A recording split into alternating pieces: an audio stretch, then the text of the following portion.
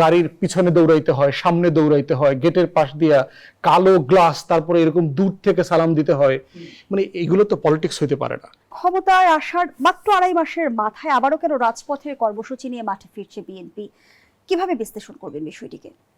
ধন্যবাদ। এটা আসলে খুবই স্বাভাবিক একটা ব্যাপার, কারণ হচ্ছে যে একটা দল তো দল আকারে টিকে থাকার যে লড়াই, সেটা তো তাকে তো চালিয়ে যেতে হবে। এবং গত 17-18 বছরে আওয়ামী ফ্যাসিবাদ বিরোধী আন্দোলনে দল আকারে বিএনপির সক্ষমতা সম্পর্কে তো আমরা সবাই অবগত, যে আসলে সে কতটুকু পারফর্ম করতে পেরেছে। এবং তার দল আকারে যে তার দুর্বলতা প্রতি বছর বছর ক্ষণে ক্ষণে আমরা দেখেছি, সেটা তো অনেক পর্যবেক্ষকই বলেছেন যে আওয়ামী লীগকে এই লম্বা সময় শাসন করতে দেওয়াটার ওই ব্যর্থতার ফলশ্রুতিতে এটা হয়েছে। অতএব সেই জায়গাটা সম্পর্কে অবশ্যই তারেক রহমান দলীয় প্রধান হিসেবে, মানে উনি জানেন না অথবা বুঝতে পারছেন না, সেটা ধারণা করবার কোনো কারণ নাই। এবং বেগম জিয়াকে আটকে রাখা, বালু ট্রাক দিয়ে মিথ্যা মামলা, হয়রানি করা, এক কাপড়ে নিজের ঘর থেকে বের করে দেওয়া, এই ঘটনাগুলো তো সবার চোখের সামনে ঘটেছে। এবং সেক্ষেত্রে দল আকারে বিএনপি যেই রোল প্লে করবার কথা, তাদের নেতারা যে রোল প্লে করবার কথা, সেটা তারা করতে পারেন নাই।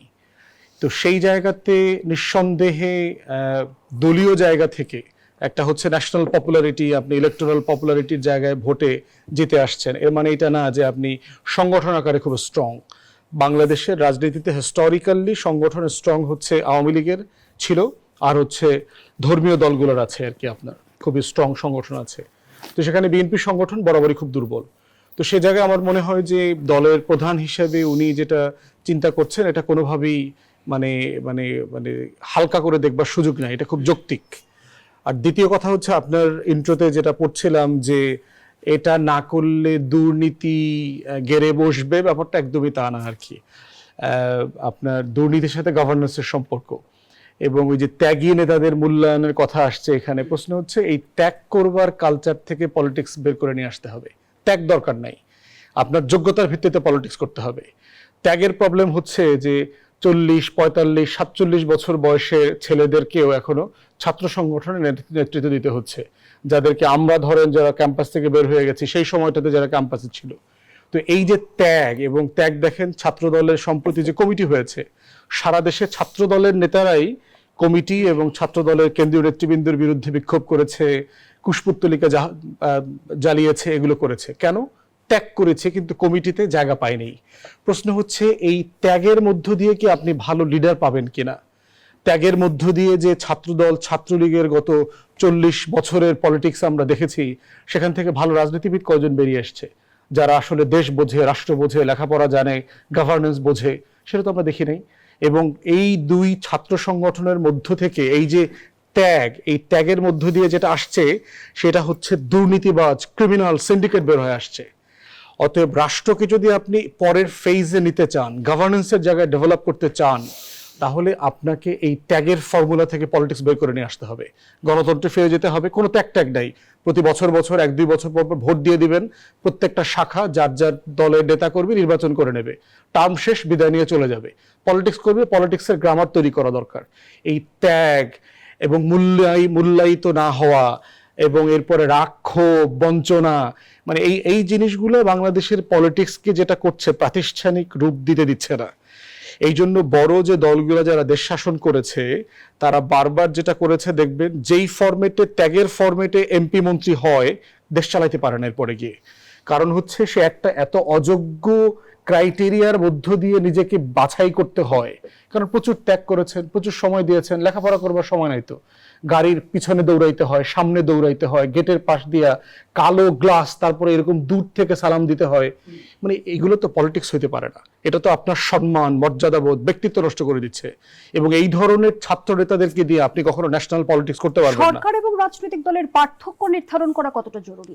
বটেই জরুরি, এবং সেটা নিয়ে আমাদের ঐকমত্য কমিশনে কিন্তু আমরা লম্বা আলোচনা করেছিলাম যে যারা দলীয় প্রধান এবং সরকার প্রধান একই ব্যক্তি হতে পারবেন না, ইভেন পার্লামেন্টের প্রধানও এক ব্যক্তি হওয়া উচিত না, এই তর্কটাও তখন এসেছিল।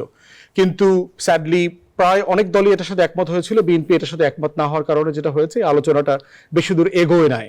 কিন্তু এই প্রস্তাবনাটা নিয়ে সিরিয়াসলি আলোচনা হয়েছে যে সরকার প্রধান আর দলীয় প্রধান আলাদা হওয়া উচিত। এবং এই তর্কগুলো কিন্তু বিএনপিরও একটা বড় অংশের মধ্যে দেখেছিলাম যে গ্রহণ করবার একটা মানসিকতায় আওয়ামী লীগের আমলে, যে শেখ হাসিনাকে দেখে যেটা মনে হয়েছে যে তার সাম্রাজ্যটাই হচ্ছে সারা বাংলাদেশ, ওটাই হচ্ছে দল, ওটাই হচ্ছে সরকার, ওটাই হচ্ছে কেন্দ্র, ওটাই রাষ্ট্র, ওটাই বাংলাদেশ। ওই বিল্ডিংটা ধসে পড়া মানে বাংলাদেশ ধসে পড়া। অতএব এই যে কেন্দ্রীভূত রাজনীতির ক্ষতি যেটা আমরা গত 17 বছরে দেখেছি, সেখান থেকে মেইনলি এইটা সংস্কার করবার আলাপটা এসেছিল। আমরা আশা করেছিলাম যে অভিজ্ঞতা থেকে বিএনপি এটার সাথে একমত হবে। এখনো আমরা আশা করছি যে এগুলোকে যদি প্রাতিষ্ঠানিক ফর্মে না নেওয়া যায় তাহলে দল আকারে এই পুরাতন রাজনীতি সার্ভাইভ করবে না। ডাইনেস্টি পলিটিক্স তার লাস্ট জেনারেশনে আছে। বাংলাদেশ আর ডাইনেস্টি পলিটিক্সে ফিরবে না, কন্টিনিউ হবে না। This is a reality. এবং আমাদের পাশের দেশগুলোতে দেখেন, আপনার ভুট্টো ফ্যামিলি পাকিস্তানে খুব ভালো করছে না কিন্তু পলিটিক্সে। গান্ধী ফ্যামিলি দেখেন, থার্ড ফোর্থ জেনারেশনে এসে রাহুল গান্ধী, প্রিয়াঙ্কা কিন্তু ন্যাশনাল পলিটিক্সের কংগ্রেসকে ক্ষমতায় নেবার মতো যোগ্যতা, কনফিডেন্স তৈরি করতে পারছে না। সো আমরা এটা দেখতে পাচ্ছি শ্রীলঙ্কায় ডাইনেস্টি পলিটিক্স থেকে বের হয়ে চলে আসছে, নেপালে চলে আসছে, রাজ পরিবার নাই এখন আর। সো বাংলাদেশেও আমরা যেটা দেখতে পাচ্ছি ডাইনেস্টি পলিটিক্সের লাস্ট স্টেজ চলছে, এইটা আর কন্টিনিউ হবে না। অতএব বিএনপিকে যদি দল আকারে সার্ভাইভ করতে হয়, তাকে প্রাতিষ্ঠানিক গণতান্ত্রিক রাজনৈতিক ফরম্যাটে এটা দাঁড় করাতে হবে, এর কোনো বিকল্প নাই। অসংখ্য ধন্যবাদ।